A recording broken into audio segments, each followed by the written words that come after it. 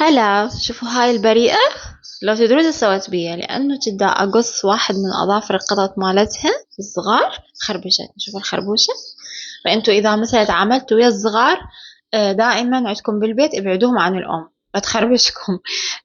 ودائما يجي سؤال إنه القطة إذا عضتني أو خربشتني شلون أتصرف وياها. إذا كانت قطة مالتنا مال البيت وماخذة تطعيماتها ونظيفة وكل شيء فعادي، بس مجرد إن نعقم المكان مظاهر جروح. بس إذا كانت مال الشارع لا، لازم نروح نكشف. تمام. بس وباع البراءة، باع البراءة. هي زعلانة بس بعد شنو؟ بعد ما شبعتني خرابيش.